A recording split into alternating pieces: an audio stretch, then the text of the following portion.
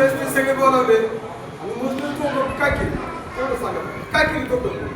तुम्हाला ही बोगस वाटतं ती बोगस वाटतं एवढे ग्रामपंचायतचे जनतेचे पैसे घालायचे सोयीनी केलं का तुमच्या सोयीनी केलं काय सोयीनी केलं का फक्त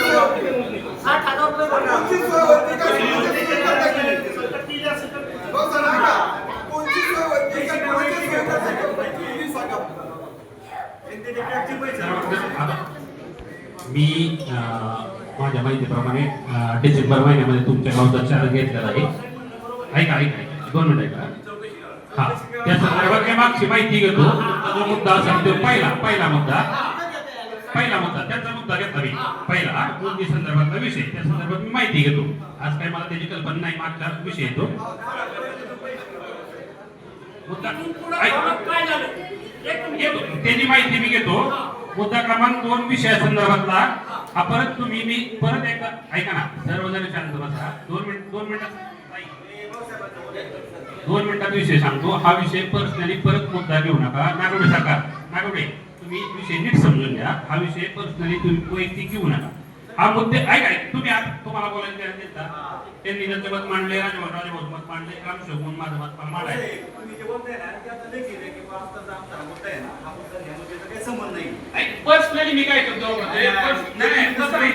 तुम्ही लक्षात घ्या परत विषय नीट लक्षात घ्या. हा मुद्दा आलाय कुठून हे राजभाऊंनी स्पष्टीकरण दिलेलं आहे त्यामुळे परत मी स्पष्टीकरण द्यायची गरज नाही. आज जर त्यांचा आला तुमचं अतिक्रमण झालं निघलं बारा भानगडी झाल्या त्याच्यावर केस दाखल झाल्या त्यानंतर हा अर्ज आला ग्रामसेवक तुम्ही एक मी जरी बदली होऊन गेलो उद्या 2 महिन्यांनी तरी उद्या तुमची केस लगेच संपणार आहे का कोणी ग्रामसेवक आला तर ग्रामसेवक कुणी आला तरी त्याला हजर राहायला लागणार त्याऐवजी त्यामुळे हा हे केलेला पत्र व्यवहार आहे मुद्दा बीडीओ ऑफिसचा त्यांनी ते काय मागायला दिला तुम्ही म्हणले फेटाळा त्यांनी दिला ते तुमच्या कार्यालयाच्या अखत्यारीत देतला विषय म्हणून आमच्या कार्यालय कोणाच्या अखत्यारीत येते सरपंच ग्रामसेवकाच्या म्हणून तिथून पुढचा विषय त्यांनी सांगितलं त्याप्रमाणे ते होईल. मुद्दा क्रमांक आला लक्षात तुमच्या मुद्दा लक्षात आला का तुम्ही हा इंटिवरच्या विषयावर म्हणजे पर्सनली घेऊ नका परत त्याला सांगतो ते फायनान्स बिनान्सचे विषय किंवा अजून तुम्हाला पण माहिती आहे गावातल्या लोकांना अजून या व्यतिरिक्त काय काय गावात झाले अजून किती राहील हे तुमच्या निदर्शनात आहे का नाही एवढा एक विषय सोडून दे या व्यतिरिक्त तुमच्या निदर्शनात आहे का नाही मग ह्याला चुकीच्या कामाला सरपंचांनी हा अजेंड्यावर घ्यायचा मुद्दा पर्सनली परत एकदा रिक्वेस्ट करतो मी हा मुद्दा पर्सनली घेऊ नका. हे ग्रामपंचायतच्या कुठेतरी निदर्शनात आल्यानंतर हा विषय घेतला 10-15-20 मिनिटं माहिती सरपंच या विषयावर चर्चा झाली ठीक आहे विषय आता क्लिअर झाला. आता वरिष्ठ कार्यालयाने आम्हाला काय सांगितलंय की तुमच्या अखत्यारीतला विषय तुमच्या कार्यालयातला सरपंच ग्रामसेवकांनी निर्णय घ्यावा. मुद्दा क्रमांक पुढचा घेतला लगेच फौजदारी करा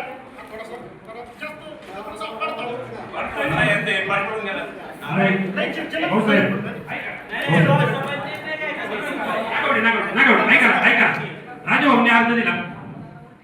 अर्ज दिला मासिक सभेत पहिला विषय मासिक सभेत ठराव झाल्यानंतर व्हिडिओ ऑफिस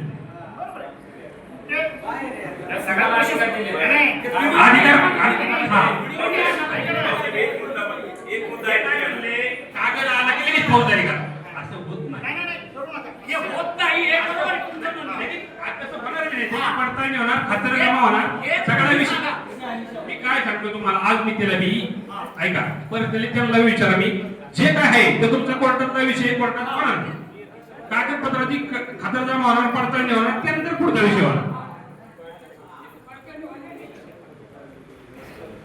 आता तो जो आता उतार आला त्याची खातरजमा पण केली त्यांनी वरिष्ठ कार्यालयाकडे मागणी पण केली त्याच्यानुसार